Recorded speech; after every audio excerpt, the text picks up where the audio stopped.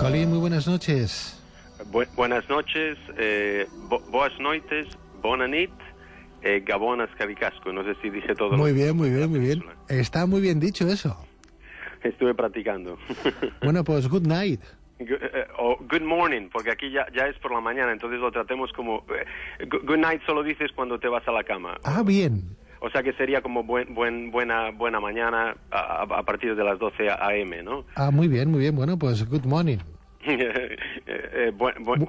Buenas noches o buena nit a todos ahí en Barcelona y en España. Quería apuntar una cosa que me pareció muy interesante, que estabais hablando del tarot. Sí. Es que las 22 cartas del tarot, del Arcana Mayor, se ven en el templo de Tebas y el libro egipcio de la muerte ya hace más de 4.000 años antes de Cristo, de nuestra era. Sí, señor, sabia puntualización. Muchísimas gracias, Colin. Solo para apuntar, o sea que es muy viejo, o sea, ya no hay nada nuevo bajo el sol. Está bien, está bien.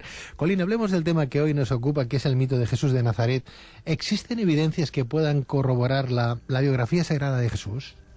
Pues para eso tenemos, de hecho, que volver al principio de todas las cosas, porque al principio, al amanecer de los tiempos, es como realmente se entiende el culto a Jesús, digamos, y a otros incluso mesías como Buda o como Krishna en varias religiones, y digamos que dependen de este culto o cultos, ¿no? Pero primero quería solo mencionar unos autores, arqueólogos y lingüistas que me han inspirado, y que si la gente los quiere buscar en su biblioteca, y también coger un diccionario etimológico de mitos y incluso leyendas de los griegos o romanos, etcétera, sería bueno.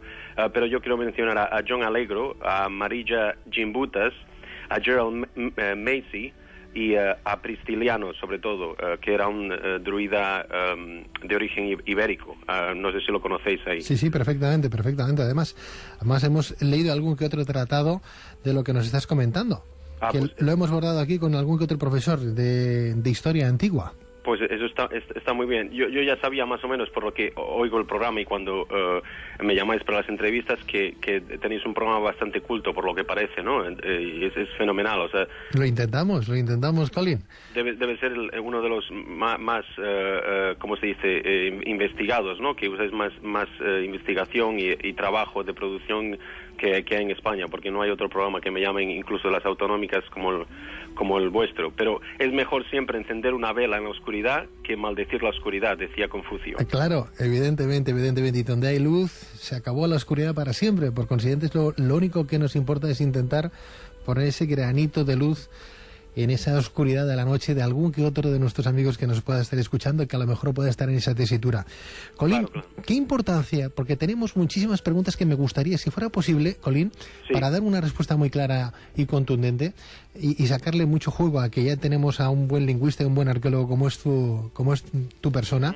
Me gustaría que hoy nos abordáramos este tema, pues profundizando, pero no mucho y mucho a la vez, o sea, no sé si me explico. Porque no nos va a dar tiempo, o sea, yo incluso el otro día hablaba con la televisión local, con tertulianos, y tardamos casi 2 horas en despachar casi todo este tema. Imagínate, intenta ser un poco breve. A ver, por ejemplo, ¿qué importancia ha tenido el culto al sol de los antiguos para el actual catolicismo?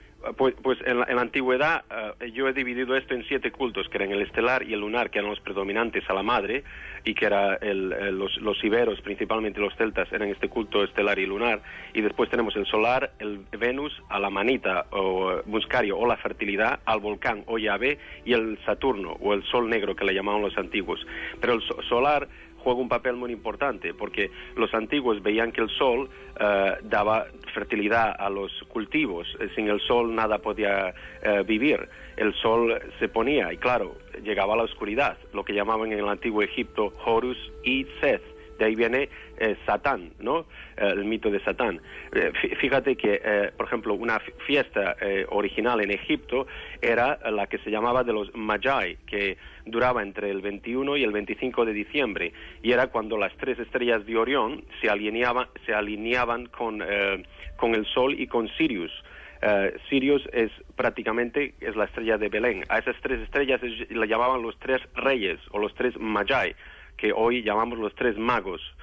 de Oriente, obviamente, porque venían de ahí. Esto todo está documentado y lo ves en las paredes, por ejemplo, como de Luxor. Ves la natividad de Horus, que empieza el 25 de diciembre y termina el 6 de enero, que después copiaron los griegos y copiaron los romanos con su Natalis Soli Invicti, principalmente, o la Saturnalia, claro.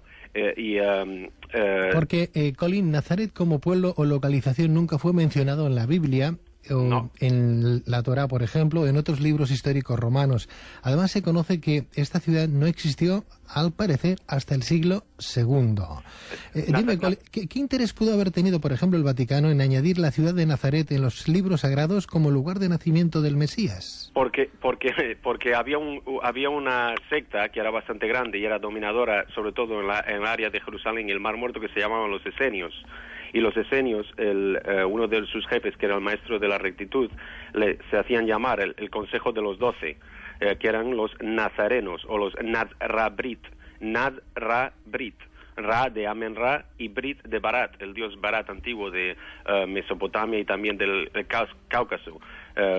Fíjate que Gran Bretaña le llaman Britain, británico, y viene de ese nombre, Brigantia, nombres que tenéis ahí también en la península ibérica. Nazareno no es mencionado ni una sola vez en el Antiguo Testamento. El libro de Josué, por ejemplo, el 19, 10, 16, si no recuerdo mal, en lo que pretende ser el proceso de establecimiento de la tribu de Zebulón, en esa área enumera 12 poblaciones y 6 aldeas, pero omite a Nazaret del listado. No aparece. El Talmud, aunque enumera 63 poblaciones galileas, no sabe nada de Nazaret y tampoco de la literatura rabínica antigua. San Pablo no dice nada de Nazaret.